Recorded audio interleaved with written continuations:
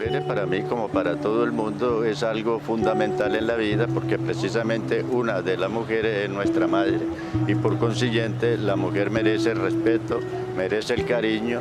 Digamos que son el negativo de nosotros los hombres que somos lo positivo. O sea, sin un negativo, sin un positivo no puede vivir. Para mí las mujeres significan una parte muy importante dentro de nuestra sociedad. Creo que son lo más importante a la hora de poder implementar una familia, de poder salir adelante, de encontrar un apoyo. Entonces lo más importante de la mujer para mí es lo más bello. Las que se encargan de toda esa parte de criarnos, de defendernos, de siempre estar ahí.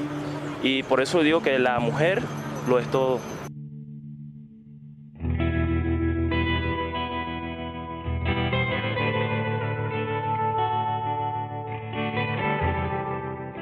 Yo decidí cuando estaba en el embarazo de la primera niña, que es Dania la mayor, cuando estaba en el embarazo de ella, yo me fui.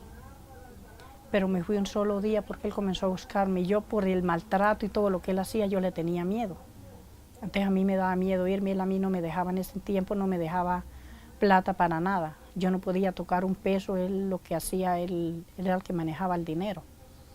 Una mujer maltratada es una mujer que se siente relegada, siente que hay una circunstancia que atenta contra ella, en donde el amor, en donde la esperanza y la posibilidad de prosperar se siente limitada, porque existen personas que están dispuestos a minimizar sus sueños y a frustrarles cada día más su existir.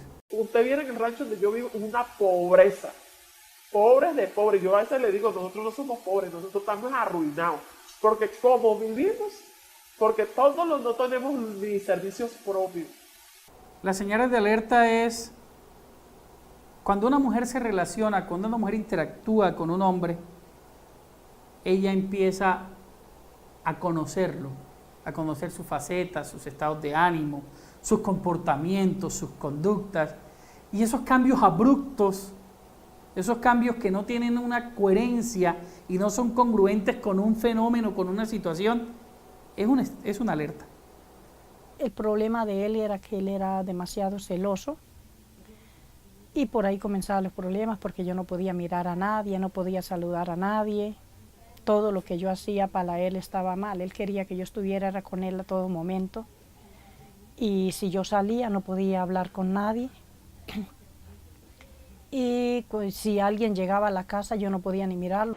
La oficina maneja la violencia intrafamiliar como el tipo de violencia que recae sobre la mujer en 4 aspectos: violencia física, violencia psicológica, violencia económica y violencia sexual. La más dura en Ocaña es la violencia psicológica.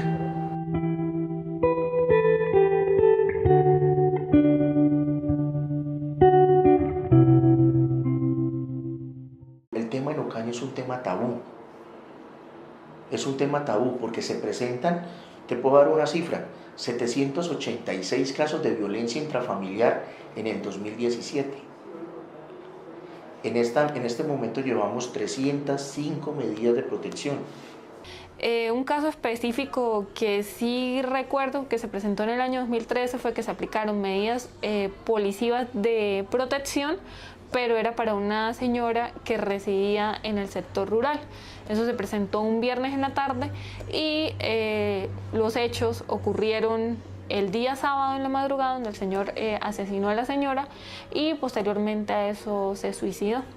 Casi siempre nosotros vivimos en fincas y una vez en una finca llegó tomado, estaba yo embarazada de uno de los niños y llegó y con un machete me metió 2 planazos, me pegó 2 planazos, me metió una patada que me hinchó la pierna, me puso moreteada, me hinchó la pierna y yo tenía ya 8 meses de embarazo. Sí, una vez fui a la fiscalía porque ya me estaba maltratando demasiado. Llegaba borracho a darme duro por cosas que sin razón. Ocaña maneja índices de violencia intrafamiliar de una ciudad intermedia como Cúcuta, como Armenia, ciudades de 1 millón de habitantes. Nosotros estamos manejando los índices de 786, 89 casos. en una ciudad de 100.000 habitantes. En una ocasión me llegó a amenazar que si yo me iba o llegaba a suceder algo, que yo lo denunciara o algo, que él mataba a mi papá o mataba a mi hermano mayor. Entonces, por todo eso, y yo pensé, yo sabía que él lo hacía, porque yo lo conocía a él y que si yo llegaba a hacerlo y yo al no estar, yo sabía que lo hacía. Y lo puse en el calabozo, pero a raíz de la mamá, que ella le daban como ataques. Entonces empezó a suplicarme, a llorarme, que ay, que mi hijo está encerrado en ese calabozo, que se lo iban a llevar preso, que no sé qué más. Y como yo tampoco tenía, o no tengo, porque actualmente no tengo, solamente a mis hijos y a él, pues yo nunca he tenido un apoyo de un familiar ni nada aquí. Y entonces me tocó pues decirle que a los de la policía que lo soltaran, porque a raíz de la mamá y también de que como él era que él trabaja y sustenta en la casa. Entonces por eso. Las cifras de denuncias son bajas porque los registros están referenciados con el número de denuncias que existe y la mayoría de las mujeres evitan denunciar. Las víctimas sobrepasan más del 100% de las cifras registradas, porque son muy pocas las que tienen la iniciativa y tienen la valentía de establecer una denuncia. Las demás son intimidadas, son amenazadas o muchas veces también no podemos desconocer que es por pena el que dirán. También qué día pasó también de que iba a estar conmigo. Entonces me dijo, yo le dije que me sentía mal y que no me sentía mal, porque sinceramente yo les digo, yo no quiero estar con él. Y si estoy es porque, o sea, como no para no llegar, no tener como más la guerra, pero no es porque yo quiero, porque a mí me nace. Entonces, ¿qué me dijo? Ah, sí, triple hijo, no sé qué. Claro, ahora me dijo, es que me dijo, no, ¿sabes qué? Es que nosotros ya no podíamos vivir juntos. Porque yo a veces siento que te odio y yo creo que tú también. Un día en la noche intentó matarme, llevó debajo de la almohada donde dormíamos, él era todo inquieto en la noche y no sé, como una malicia, entonces yo causante esa malicia que le vi, yo no podía dormir. Como yo no podía dormir, él se levantó al baño y cuando él se levantó al baño yo empecé a revisar la cama y tenía un cuchillo debajo de la almohada. Y yo sabía que ese cuchillo era para matarme a mí. Entonces yo le quité el cuchillo, me levanté, me fui hacia el cuarto de las niñas y ahí me estuve con ellas. Como a los 3 días, él intentó ahorcarme. Realmente nuestra sociedad tiene una muy mala concepción de la violencia. Nosotros hemos considerado únicamente como violencia aquellos actos físicos, más que todo, no hemos considerado la violencia verbal, no hemos considerado la violencia psicológica. Y si nos damos cuenta, en la mayoría de los hogares colombianos se presentan actos de gritos, de insultos, de hombres que quieren tener el control frente al hogar. Incluso dentro de los delitos que más se cometen, que son los delitos sexuales, las mujeres no tienen ni siquiera claridad de cuáles son sus derechos. Entonces el hombre muchas veces cree que porque es casado, tiene total, tiene una certeza de que la mujer es su propiedad. El padre agresivo, el tío agresivo, que son por un proceso de aprendizaje social, aprendizaje vicario, que hace que el ser humano, varón en este caso, asuma conductas que cuando llegue su etapa de encuentro con el género femenino, se exacerbe, se liberen todas esas agresiones que no se canalizaron desde la parte genética o que se alimentaron desde la parte ambiental. Y sea él el que reproduce la conducta observada años atrás. Y ahí para acá el maltrato fue como más fuerte porque él empezó a recriminarme que yo tenía un amante, que yo lo estaba echando a él era porque quería organizarme con otro hombre, que yo no lo respetaba, que yo era una sinvergüenza, que yo era una prostituta. Incluso hasta una amiga mía, hace bastante, ella veía cómo me maltrataba, cómo me insultaba, mejor dicho, hacía conmigo, o siempre ha hecho conmigo lo que le da la gana. Yo le digo que yo siempre he sido un títere para él. Entonces, incluso me dijo, y no, yo esa vida que tú tienes, yo hace rato lo hubiera mandado a matar. Yo no me hubiera soportado todo lo que tú le soportas a ese señor. Yo no me lo hubiera soportado. Yo no hubiera sido capaz. La sociedad se sensibiliza, sí, pero con sensibilidad no podemos transformar un mundo. Necesitamos actuar, necesitamos que la sociedad haga sentir a sus comunidades, a sus representantes, a sus líderes, que se necesitan programas, que se necesitan psicólogos que lleguen, que logren minimizar, vuelvo y digo, es un verbo que lo necesitamos para esto, mitigar, disminuir. Como un 23 de diciembre del 1910, del 2010, que se iba para Ocaña, pero a pasar, nosotros tenemos una finca allá, entonces que se iba a pasar diciembre allá con los niños, las vacaciones de ellos, que se iba para allá y que se iba a estar con los niños.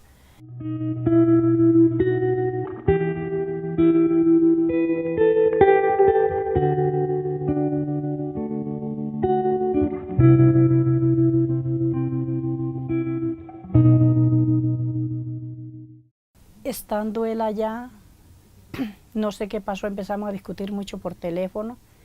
Él comenzó a maltratarme verbalmente, pero fuerte, y a amenazarme por teléfono y a decirme que, pues, que me iba a matar porque él no iba a seguir esa vida que llevaba, que ya yo no lo quería ver, que prefería matarme que él verme con otra persona.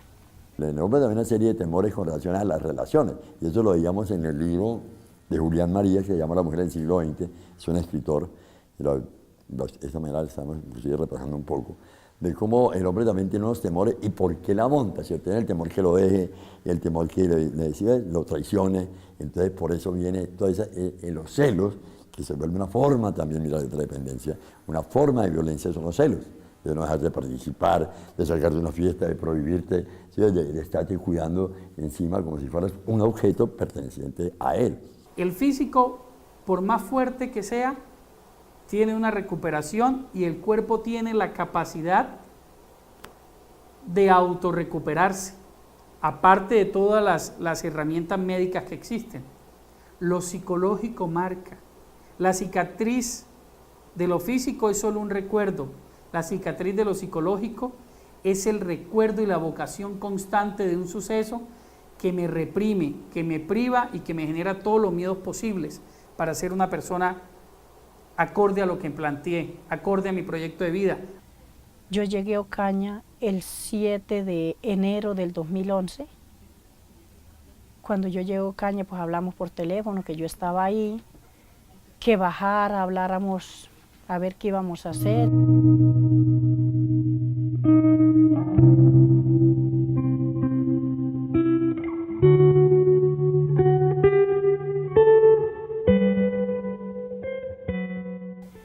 Esa noche, el 8, ya eso fue el 8 de enero del 2011, él decidió quitarle la vida a 3 de los niños y quitársela a él. A mí me informaron eso y pues sí, dimos aviso a las autoridades. Y pues ahí eso fue el caso, él se quitó la vida y se la quitó a mis niños. De ahí para acá fue pues una crisis más brava para nosotros.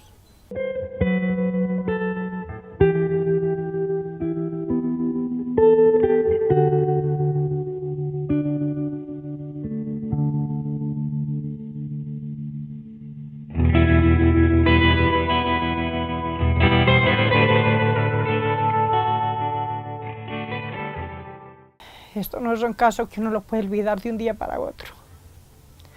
Eso ya hace 7 años. Y a mí me parece que eso fuera reciente. Que yo a mis hijos siempre los extraño. Es muy duro, a uno le cambia la vida totalmente en muchas cosas. Por ejemplo, con la niña pequeña. Ella tuvo como intento de suicidio también, porque ella escribió una carta a la hermana diciéndole que ella no quería vivir más en la vida, porque el papá que Dios le había dado a ella era un desgraciado. Así lo escribió en la carta, que era un desgraciado y que papá le había quitado la niñez a ella. No había tenido una niñez feliz, porque al quitarle los hermanos, ella no tenía paz. Y tenía apenas 7 años cuando escribió esa carta. pues sí han sufrido mucho porque desde que ellos nacieron ha sido, no que él los maltrate de que llegue borracho, no. Pero entonces es como si los también llegara a maltratarlos a ellos, porque por ejemplo a raíz de que él me maltrata a mí, ellos se ponen nerviosos, empiezan a gritar, a llorar, y si yo me voy para la calle se van conmigo. Incluso que día me estaba diciendo la niña mía, mami, cuando viene mi papá borracho, a mí me da muchos nervios, porque se viera que a mí las piernas se me ponen como temblosas. Ese niño que ve golpeando a la mamá o golpeando al otro hijo, eso le va quedando, va asumiendo una situación y luego va a ser esa contestataria en su formación de vida, ¿sí? Le va a pegar a la otra persona, le va a pegar a una compañera, le va a pegar a una mujer, le va a pegar a su compañera sentimental. Entonces, como reflejo de eso que él vivió allá y que siente que tiene ese tipo de cosas. Nosotros las mujeres, lo digo por experiencia y por los hechos que han pasado con las mujeres de mi asociación, nosotros no confiamos en ninguna entidad. Nosotros consideramos que es importante que las personas confíen en este mecanismo y a veces hay una desconfianza anterior a que la violencia es un tema que no se presenta de la noche a la mañana. Estamos hablando de violencia que viene de hace 20 años, reiterativa, hace 10 años, reiterativa. Y en algún momento buscaron el apoyo institucional y no lo encontraron. Si hablamos de fiscalía, fiscalía me dice yo simplemente debo de recibir la denuncia y hacer mi investigación. Se olvida que ellos bajo la norma tienen la obligación fundamental de solicitarle al juez, a un juez de control de garantías, que se le brinden las medidas de protección que sean necesarias. Entonces, ahí empieza el primer punto o la primera falencia. No lo hice fue por miedo y porque si yo supiera que las autoridades o las personas encargadas en estos casos actuaran de forma inmediata, yo lo hubiera hecho. Pero yo sé que ellos no actúan en forma inmediata porque ellos no van a estar en el momento con uno. Hay una causalidad de que la violencia intrafamiliar en Colombia sea un tema como de segundo plano. Y es que la mayoría de denuncias interpuestas no llegan a una imputación. Y ya cuando la persona está muerta es que van a decir que sí, que ella estuvo aquí, que denunció, pero nosotros que no sé qué más, que no, o sea, no le dan importancia. Entonces yo también a raíz de todo eso, pues yo tampoco he hecho muchas cosas, porque yo a pesar que yo lo denuncié, porque cuando él está en la fiscalía y todo, que la vez que yo quiera remover esos papeles, pues los puedo remover. Porque ahí me dijeron que si yo quería retirar la denuncia, la podía retirar.